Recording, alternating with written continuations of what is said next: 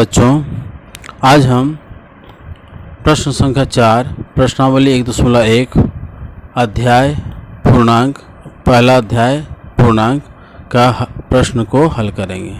तो 4 नंबर प्रश्न में दिया है पैटर्न का पता करते हुए हमें खाली स्थानों को भरना है। तो देखिए पहला प्रश्न क्या है, 7, 3, -1, -5। तो 7 से 3 कितना छोटा है, ये जानने के लिए हम 7 और 3 का अंतर निकालेंगे। मतलब 3 - 7 माने दूसरा घटाओ पहला। तो 3 और 7 को घटाने से 4 होता है और यहाँ बड़ा संख्या 7 है, उसका चिन्ह लगाएंगे तो ये होगा -4। तो इस तरह से हमें अंतर पता चलता है। तो हमें क्या करना है, 3 घटाओ 7 माने दूसरा माइनस पहला करेंगे तो 7 से 3 घटाने से 4 होता है, लेकिन बड़ा संख्या 7 है, उसका चिन्ह माइनस है तो यहाँ माइनस लगाएंगे।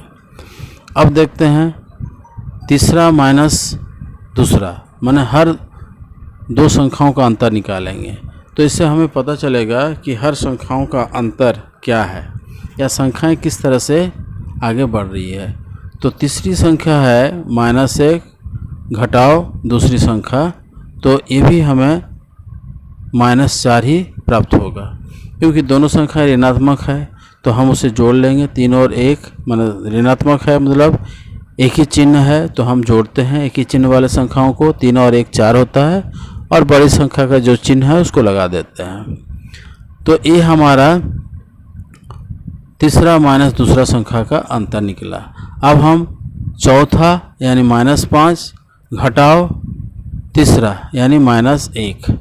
तो यहाँ पर हम थोड़ा हल कर लेंगे। -5 और माइनस गुना माइनस होने से प्लस होता है, तो इसमें अंतर निकालना है। क्या कि क्योंकि एक धनात्मक है एक ऋणात्मक है, तो ऐसा संख्या रहने से हम उसका अंतर निकालते हैं, मतलब उसको घटाते हैं। 5 से 1 घटाएंगे तो 4 होगा। बड़ा संख्या क्या है 5, उसका चिन्ह है माइनस, तो ये हो गया -4।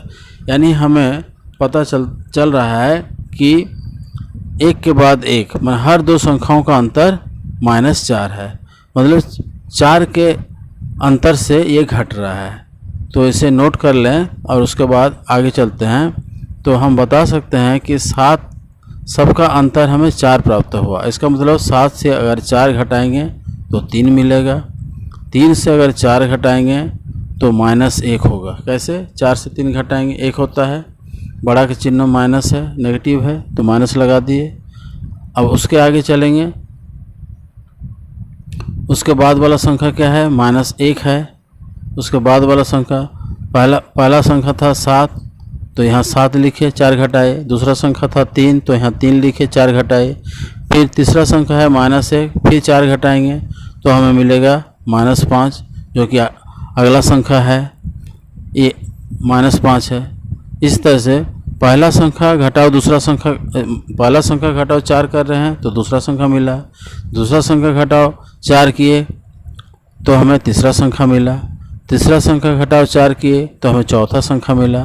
तो हमें और आगे 3 संख्या निकालना है। तो इसी तरह से -5 से अगर 4 घटा देंगे तो हमें मिलेगा -9। कैसे, दोनों के चिन्ह ऋणात्मक है तो दोनों को जोड़ लेंगे, 5 और 4 9 होता है, और जो बड़ा का चिन्ह है 5 का जो चिन्ह है माइनस लगा देंगे। फिर -9 हमें -9 को लेंगे, उससे 4 घटा देंगे तो ये -13 हो जाएगा, क्योंकि 9 और 4 जोड़ने से 13 होता है और 9 बड़ा संख्या का चिन्ह है ऋणात्मक तो ऋणात्मक लगा लेंगे। तो यही तरीका है हमें घटाने का, जोड़ने का। तो इसको आप दिमाग में बैठा लेंगे तो हर प्रश्न को हल कर सकते हैं। तो हर एक प्रश्न में ये बताना नहीं पड़ेगा कि किस तरह से हम इसको हल कर रहे हैं। अब लिखें -13 घटाओ 4 तो ये होगा -17। तो 5 तक हमें दिया हुआ है। अब अगला संख्या हम अगर यहाँ लिखना चाहेंगे तो लिखेंगे -9, -13 और एक -17। तो इस तरह से बाकी 3 संख्याओं को हम यहाँ लिख देंगे। इस तरह से हल करके निकालेंगे और हल करके जो मान मिलेगा उसको लिख देंगे। तो बच्चों इसको कॉपी में लिख लीजिए, तो बाद में आपको समझने में आसान हो जाएगा। अगला प्रश्न, प्रश्न संख्या दूसरा पार्ट 4 का ही, -2 -4। तो इसमें भी हम अंतर निकालेंगे, दूसरा घटाओ पहला, तो हमें प्राप्त होगा -4 और उसके बाद माइनस गुना माइनस प्लस होता है तो +2, तो -4 + 2 होगा -2। कैसे? क्योंकि 4 से 2 घटाएंगे तो 2 आता है और 4 का चिन्ह माइनस है तो माइनस लगा दिए। अब हम क्या करेंगे, तीसरा माइनस दूसरा करेंगे। तीसरा संख्या -6, दूसरा संख्या -4, तो इसको लिखेंगे -6 माइनस गुना माइनस +4, तो ये भी हमें -2 मिलेगा। उसी तरह से जैसे पहले किए, 6 से 4 घटाएंगे 2 होगा, बड़ा का चिन्ह माइनस है, माइनस लगाएंगे। अब चौथी संख्या -8 घटाओ -6 करेंगे, तो इसको भी हल करेंगे तो -8 और माइनस गुना माइनस +6 हो जाएगा, तो इसको लिखेंगे 8 से 6 घटाएंगे 2 होगा, बड़ा का चिन्ह माइनस है। तो हमें क्या प्राप्त हुआ, सभी में अंतर, माने हर दो संख्याओं का अंतर, दूसरा माइनस पहला का जो अंतर आया, तीसरा माइनस दूसरा का भी वही अंतर आया और चौथा माइनस तीसरा का भी वही अंतर आया। इसका मतलब हर एक संख्या को अगर हम -2 घटा देंगे तो अगला संख्या प्राप्त होगा। तो इसको हम ऐसा भी लिख सकते हैं, n, इसका फॉर्म को अगर लिखना चाहेंगे तो हम इसमें n-2 इसका फॉर्म लिख सकते हैं। n मतलब संख्या, तो कैसे निकलेगा, -2 से पहला संख्या से अगर 2 घटाएंगे तो कितना मिला, -4 मिला। उस तरह से -4 से 2 घटाएंगे तो क्या मिलेगा, -6 अगला संख्या मिला। फिर -6 से 2 घटा देंगे तो क्या मिलेगा, -8 मिलेगा। फिर -8 से अगर हम 2 घटा देंगे तो क्या मिलेगा, -10 मिलेगा। उसी तरह से -10 से 2 घटाएंगे तो मिलेगा -12 और फिर -12 से 2 घटाएंगे तो मिलेगा -14। तो हमें लास्ट 3 संख्या लिखना है, -8 तक दिया हुआ है और हमें लिखना है -10, -12, -14। तो यहाँ पर हम बगल में लिख देंगे, यहाँ पर -10, -12 और -14 लिखेंगे, क्योंकि यहाँ हम हल कर चुके हैं इसलिए जगह नहीं है। आप इसको यहाँ पर खाली स्थान में भरेंगे, इसको हल कर लेंगे और जो उत्तर आएगा उसको खाली स्थान में भर देना है। ठीक है बच्चों, ध्यान दें, समझ में आ ही जाएगा। अगला प्रश्न हम लोग देखते हैं 4 का ही तीसरा पार्ट, 15 - 10। 15 से 10 का क्या अंतर है, तो 10 से 15 घटाएंगे कितना आएगा, -5।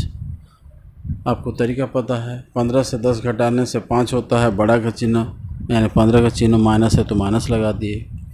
अगला प्रश्न देखते हैं, अगला स्टेप 5 - 10 करेंगे तो भी -5 आ रहा है, और अंतिम संख्या 0 -5 करेंगे तो भी -5 आ रहा है।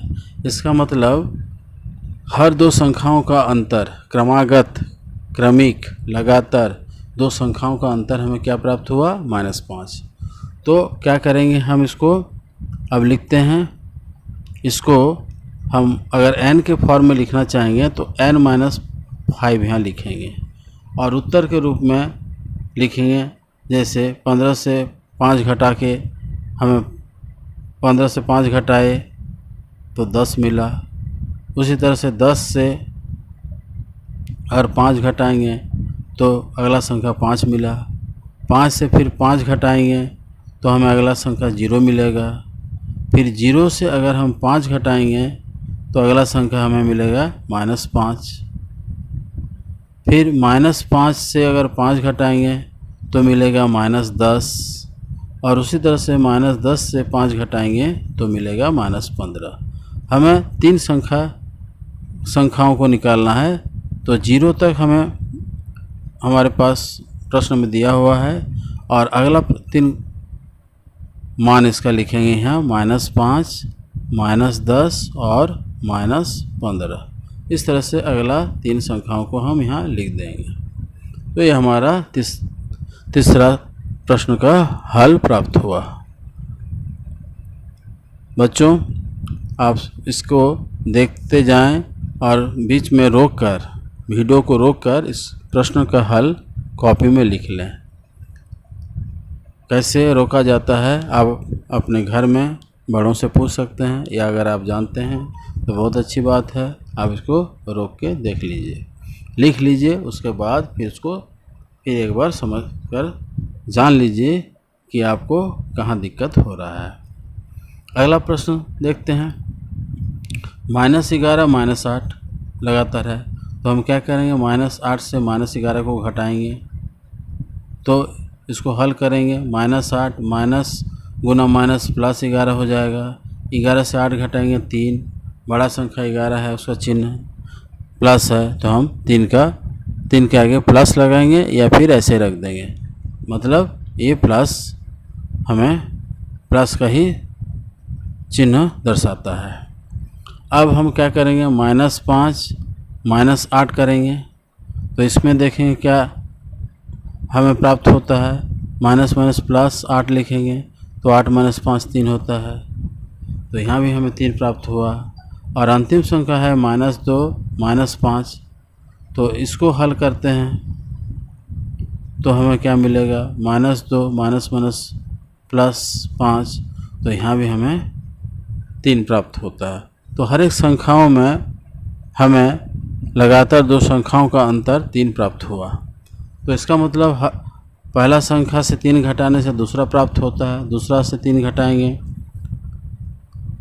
तो तीसरा प्राप्त होगा, तीसरा से 3 घटाएंगे तो चौथा प्राप्त होगा। तो इसको हम इस फॉर्म में अगर n-3 के फॉर्म में लिख सकते हैं। और -2 जैसे अंतिम संख्या है तो 3 घटा के लिखेंगे तो -5 होगा। जैसे -8 से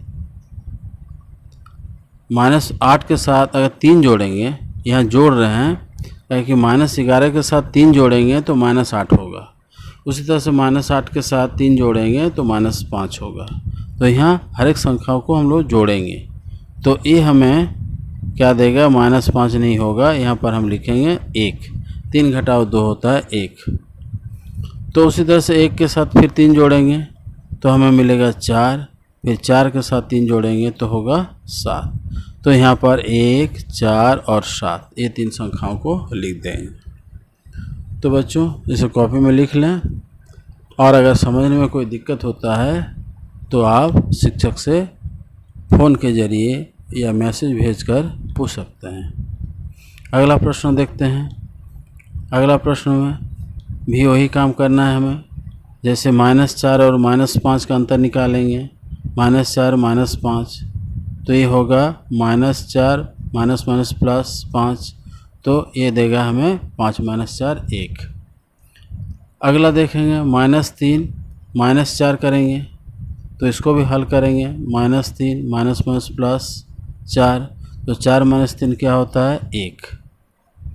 तो इसका मतलब अंतिम संख्या चौथी संख्या माइनस तीसरी संख्या करेंगे तो इसमें भी -2 +5, तो ये हो जाएगा 3। तो इससे हमें पता चल रहा है कि हर एक संख्या में 2 संख्याओं का अंतर हमें यहाँ पर हम अंतिम संख्या में 3 है, यहाँ 3 लिखेंगे तो ये हमें यहाँ 3 लिखेंगे तो ये हमें 1 प्राप्त होगा। तो इस तरह से हमें पता चल रहा है कि हर एक संख्याओं में 2 लगातार संख्याओं का अंतर 1 है। इसका मतलब हम ऐसा भी बोल सकते हैं कि पहला संख्या के साथ 1 जोड़ेंगे तो दूसरा संख्या मिलेगा, दूसरा के साथ अगर 1 जोड़ेंगे तो तीसरा मिलेगा, तीसरा के साथ 1 जोड़ेंगे तो चौथा मिलेगा। तो इसको हम इस तरह से लिख सकते हैं n+1, क्योंकि हर एक संख्या के साथ 1 जोड़ रहे हैं तो इसलिए संख्या n होता है संख्या जोड़ 1, n+1। अब क्या करेंगे, -2 के साथ 1 जोड़ के निकालेंगे तो ये होगा -1, क्योंकि 2 संख्या है, दोनों का चिन्ह अलग है तो घटा देंगे। घटाने के बाद बड़ी संख्या का जो चिन्ह है लगाते हैं। अब -1 के साथ फिर 1 जोड़ेंगे तो ये 0 होगा, 0 के साथ 1 जोड़ेंगे तो ये होगा 1। तो इस तरह से हमें 3 संख्या प्राप्त हुआ, -1 0 1। यहाँ जगह पर खाली स्थान पर हम लिख देंगे। तो बच्चों इसे ध्यानपूर्वक सुने, बहुत ही आसानी से आप ऐसे प्रश्नों का हल कर सकते हैं। अगला प्रश्न देखते हैं, क्वेश्चन नंबर 5। इसमें पूछा है कि मायावी वर्ग में कौन सा वर्ग मायावी वर्ग है। पंक्ति, स्तंभ और विकर्णों की संख्याओं का योग समान होता है। अगर पंक्ति, इसको हम बोलते हैं पंक्ति, ऐसा इस तरह से हम इसको पंक्ति बोलते हैं। और ऐसे अगर चलेंगे तो इसको हम बोलेंगे स्तंभ, और अगर इस तरीके से चलेंगे तो इसको हम बोलेंगे विकर्ण, या इस तरह से चलेंगे तो इसे हम कहेंगे विकर्ण। तो हमें पंक्तियों का जोड़ना है, पंक्तियों का जोड़ और स्तंभों का जोड़, और क्या है, विकर्णों का जोड़। ये अगर सभी क्षेत्र में, या इसका मान अगर हमेशा हर एक क्षेत्र में बराबर आता है तो हम कहेंगे वह एक मायावी वर्ग है। तो देखते हैं 5 के साथ जैसे हम -1 को जोड़ेंगे तो पहला पंक्ति अगर हम लिखते हैं, पहला पंक्ति, तो हिंदी में पंक्ति लिखते हैं, पहला पंक्ति।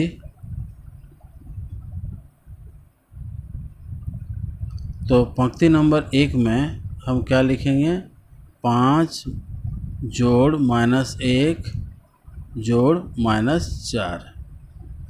तो ये हुआ पहला पंक्ति।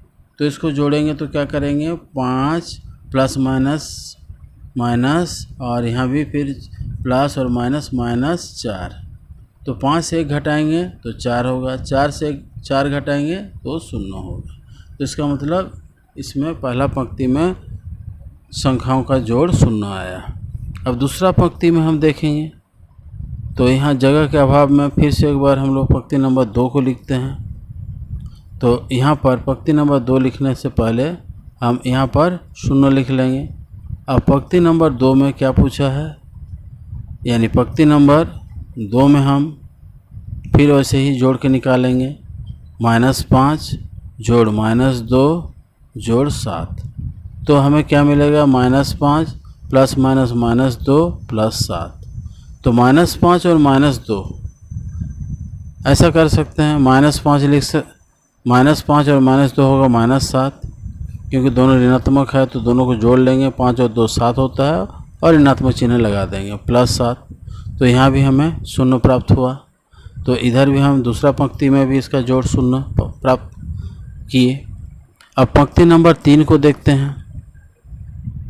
अब इसको हम पंक्ति नंबर 1 में 0, पंक्ति नंबर 2 में 0 और पंक्ति नंबर 3, इसको हम जोड़ के निकालते हैं।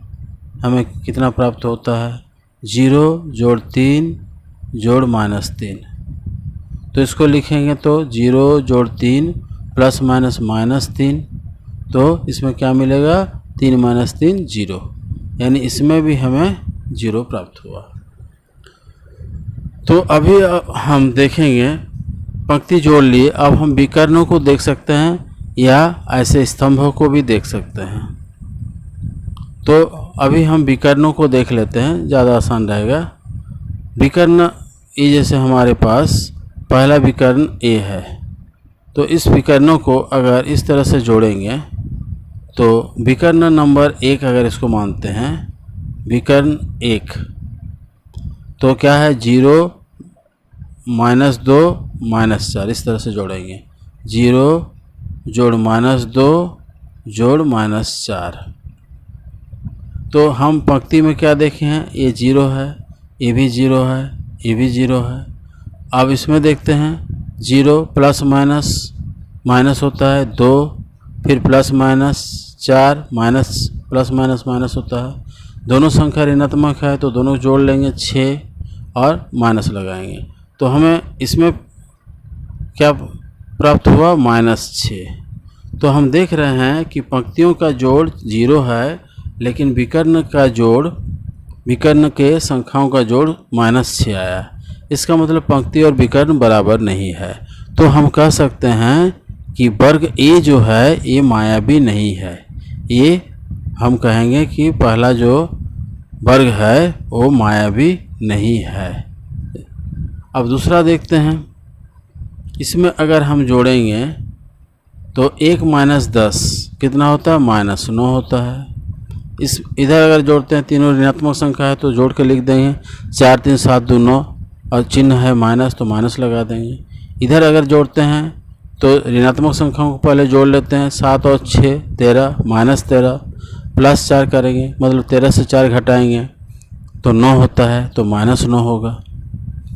अब हम इधर जोड़ते हैं, इस तरफ से जोड़ते हैं तो क्या होगा, -6 -4 करेंगे तो -10 होगा और -10 के साथ 1 जोड़ेंगे तो -9 होगा। इधर देखते हैं 10 और 3 जोड़ेंगे, दोनों ऋणात्मक है तो जोड़ लेंगे, 10 3 13 होता है तो -13 हो जाएगा। -13 के साथ 4 जोड़ेंगे, मतलब 13 - 4 करेंगे तो 9 होगा। ऋणात्मक संख्या बड़ा है तो -9 होगा। अब इधर अगर जोड़ते हैं 7 और 2, दोनों ऋणात्मक है तो जोड़ देंगे तो -9 होगा क्योंकि दोनों ऋणात्मक है। अब हम विकर्णों को जोड़ के देखेंगे इस तरफ से, 6 - 3 6 - 3 तो क्या है, दोनों ऋणात्मक है तो जोड़ के लिखेंगे -9 क्योंकि 6 और 3 जोड़ने से 9 होता है, ऋणात्मक है तो ऋणात्मक चिन्ह लगा देंगे। अब हम इस तरीके से जोड़ के देखेंगे, ये भी एक विकर्ण है तो इसमें क्या है, -7 - 3 -7 और -3 जोड़ेंगे तो -10 होगा, दोनों ऋणात्मक है तो दोनों को जोड़ देंगे और ऋणात्मक चिन्ह लगाएंगे, 7 और 3 10 होता है, -10 हो जाएगा। उसके साथ -10 जोड़ 1 करेंगे तो क्या होगा, 10 से 1 घटाएंगे 9 होगा। -10 था यानी बड़ा संख्या 10 है, माइनस है, ऋणात्मक है तो इधर -9 हो जाएगा। तो हमें इस वर्ग में क्या पता चला कि पंक्तियों का जोड़, स्तंभों का जोड़ और विकर्ण का जोड़ सभी संख्याएं बराबर है यानी -9 है। तो अब हम कह सकते हैं कि ये मायावी वर्ग है। तो बच्चों, इसे जैसे हम बता रहे हैं उसी तरह से आप कॉपी में लिखते चले जाएं और उसको समझ लें कि कैसे हमें पता चलता है कि कोई एक वर्ग मायावी वर्ग होता है और कौन मायावी वर्ग नहीं होता है। तो हम क्या निष्कर्ष पर पहुँचे कि प्रत्येक पंक्ति, प्रत्येक स्तंभ और प्रत्येक विकर्ण की संख्याओं का योग अगर समान हो तो हम उसे मायावी वर्ग कहते हैं। तो बच्चों, आज हम यहीं समाप्त करते हैं। अगला दिन हम अगला प्रश्न को हल करेंगे। तो आप इसे घर में पढ़ते रहें और खुश रहें। धन्यवाद।